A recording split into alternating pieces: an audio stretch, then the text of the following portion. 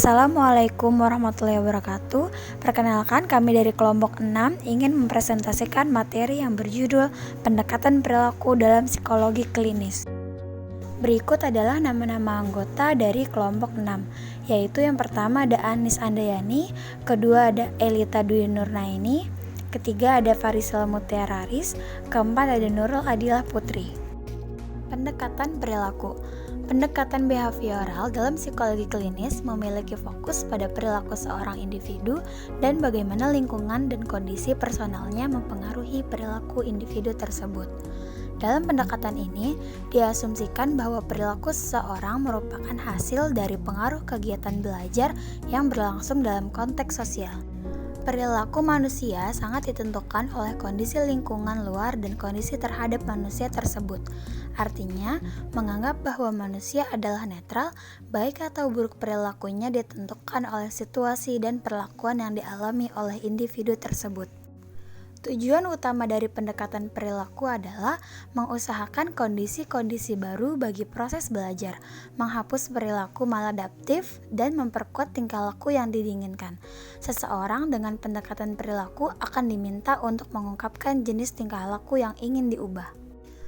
Pendekatan behavioristik bersandar pada konsep stimulus dan respon di mana seorang individu akan berperilaku sesuai stimulus yang ia terima. Mempelajarinya, kemudian menentukan respon atas stimulus tersebut. Pendekatan operan. Operan conditioning adalah pengondisian yang melibatkan respon sukarela dari orang atau subjek yang dikondisikan. Respon dari pengondisian operan ini adalah pilihan dari si subjek itu sendiri. Burrhus Fredrik Skinner berpendapat bahwa setiap suatu tindakan yang telah dibuat ada konsekuensinya. Penghargaan untuk tindakan yang benar, hukuman untuk yang salah. Tindakan yang ingin mendapat penghargaan akan menjadi suatu kebiasaan, dan secara tidak sadar kebiasaan yang lama akan hilang. Misalnya nih, kita lagi berkendara, kita memakai helm atau sabuk karena peraturan. Nah, kalau peraturannya dilanggar, kita akan mendapatkan hukuman.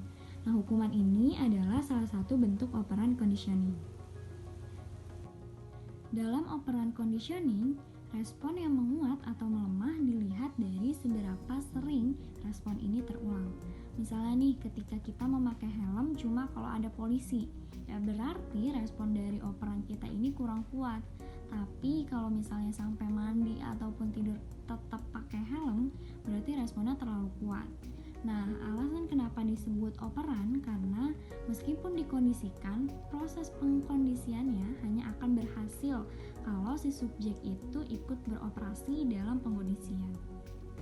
Pengkondisian operan terdiri dari dua konsep utama, yaitu penguatan, reinforcement, dan hukuman, punishment. Penguatan adalah segala hal yang terjadi yang dapat menguatkan suatu perilaku. Penguatan ini bisa bersifat positif maupun negatif. Penguatan positif adalah penguatan berdasarkan prinsip bahwa frekuensi respon meningkat karena diikuti dengan stimulus yang mendukung atau reward. Bentuk-bentuk penguatan positif berupa hadiah, perilaku seperti senyum, bertepuk tangan, mengacungkan jempol, atau juga bisa penghargaan. Sedangkan penguatan negatif adalah penguatan berdasarkan prinsip bahwa frekuensi respon meningkat karena diikuti dengan penghilangan stimulus yang tidak menyenangkan. Bentuk-bentuk penguatan negatif misalnya seperti menunda atau tidak memberi penghargaan atau menunjukkan perilaku yang tidak senang, misalnya seperti menggeleng, muka kecewa, dan lain-lain. Yang kedua ada hukuman atau punishment.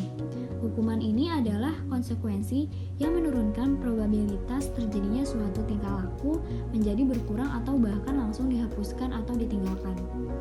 Nah, operan conditioning ini bisa dipraktikkan dalam kehidupan sehari-hari, baik untuk diri sendiri maupun orang lain.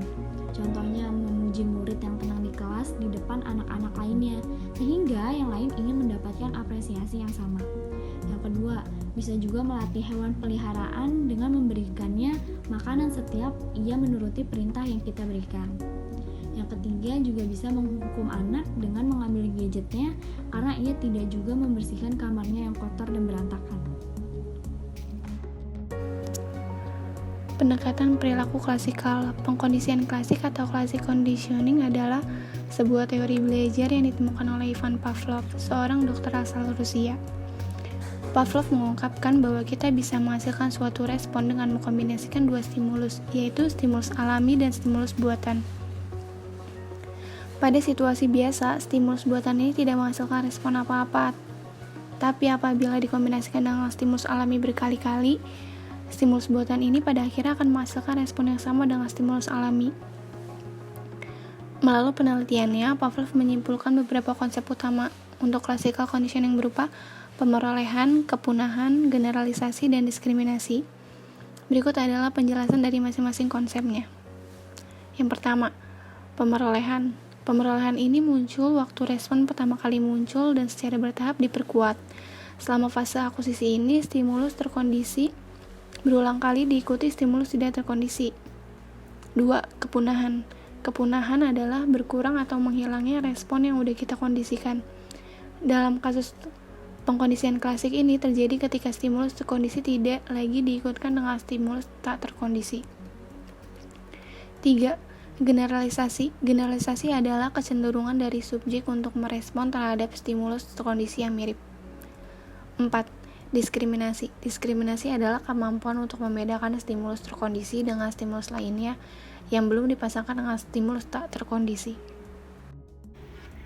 Nah, selanjutnya ada pendekatan kognitif. Psikologi kognitif adalah salah satu cabang dari psikologi dengan pendekatan kognitif untuk memahami perilaku manusia. Psikologi kognitif mempelajari tentang cara manusia menerima, mempersepsi, mempelajari, menalar, mengingat, dan berpikir tentang sesuatu informasi. Konsep psikologi kognitif khusus mempelajari dan menggali sebagian spesifikasi otak manusia. Kognisi yang merupakan suatu aset dalam benak manusia sebagai pusat pengendali dari beragam aktivitas yang digunakan untuk mengenali lingkungan, melihat beragam masalah, menganalisa berbagai masalah, mencari informasi baru, dan menarik kesimpulan.